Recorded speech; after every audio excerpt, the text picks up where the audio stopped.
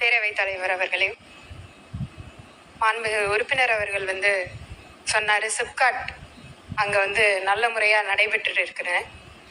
நாங்க SIPCOT revival mission அப்படின்னு சொல்லி ஒவ்வொரு மாவட்டத்திலையும் சிப்காட்டை ஆய்வு பண்ணிட்டு இருக்கோம். அதே மாதிரி பெருந்துறையில 26/5/2026 அன்று மாண்புமிகு சட்டமன்ற உறுப்பினர் அவர்களும் நானும் சேர்ந்து அங்க ஒரு ஆய்வு நடத்தினோம். அவர் சொன்ன மாதிரியான எந்த விதமான பெரிய மாற்றங்கள் எதுவும் நான் பார்க்கவே இல்லை. ஏன் அப்படின்னா சொல்லிடுறேன் பேசி முடிச்சிரு. அதுக்கப்புறம் தொழில் பூங்கா 1097.86 ஏக்கர்ல ஆரம்பிச்சிருக்காங்க. பல வருடங்கள் ஆயிருக்கு. அங்க 4 கம்பெனி மட்டும்தான் இன்னைக்கு வர நடத்திட்டு இருக்காங்க. அதுல 32 தொழிற்சாலைகள் அமைப்பதற்கான மனைகள் இப்ப ஒதுக்கீடு செய்யப்பட்டிருக்கு.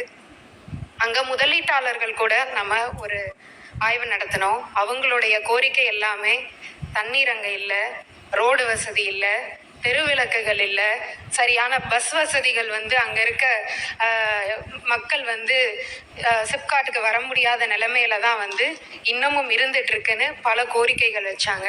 அதுக்கேற்ற மாதிரி ஆய்வு நடத்தின உடனேயே நீர் வழங்குறதுக்காக 1/6/2026 காவிரி நீர் வழங்கல் திட்டத்தின் மூலமா நம்ம சோதனை ஓட்டம் செஞ்சு அதுல கண்டறியப்பட்ட குறைகள்லாம் திருத்தி 7/6/2026 நிலம் ஒதுக்கீடு செய்யப்பட்ட அனைவருக்கும் நீர் வழங்கியிருக்கோம்.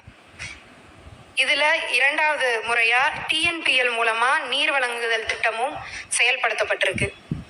இதுல சாலை வசதி அங்க இருக்க 2 முதலீட்டாளர்கள் கேட்டிருந்தாங்க. சாலை வசதிக்கான டெண்டர் 6/7/2026 அன்று ஒதுக்கீடு செய்யப்பட்டு நாளைக்கு அது ரிலீஸ் செய்யப்படுது. இதன் மூலமா அங்க இருக்க சாலை வசதிகளும் செய்யப்படுது. இது மட்டும் இல்லாம அங்க இருக்க தெருவிளக்குகளும் இதே ஒதுக்கீட்டுல செய்ய போறோம். பேரவையின் அனுமதியுடன் அலுவல் நேரம் நீட்டிக்கப்படுகிறது. மாண்புமிகு அமைச்சர் பேசலாம்.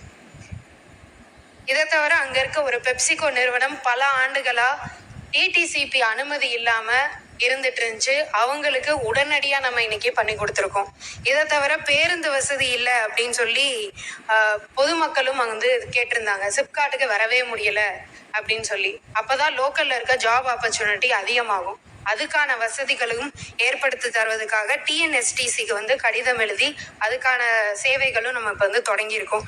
இதை தவிர அங்க இருக்க CCTV கேமராவே கிடையாது. அதுக்கான வசதிகளும் ஏற்படுத்தியிருக்கோம். இதை விட என்ன இதுன்னு பாத்தீங்கன்னா அங்க துணை மின் நிலையமே கிடையாது. எலக்ட்ரிசிட்டி அங்க இருக்க தொழில் முதலீட்டாளர்கள் கேட்கறது எல்லாமே துணை மின் நிலையம்.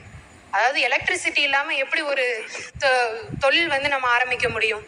அதுக்காக தொழிற்சாலைகள் எதிர்கால மின் தேவையை கருதி 110 கிலோவாட் துணை மின் நிலையம் அமைப்பதற்கு தேவையான நிலம் அடையாளம் கணக்கெடுக்கப்பட்டு இப்போ அதுக்கான தான பத்திரமும் நம்ம பதிவு செய்யப்பட்டிருக்கு. இத்தனை குறைகளும் இருக்கிற ஒரு சிப்காட் அது.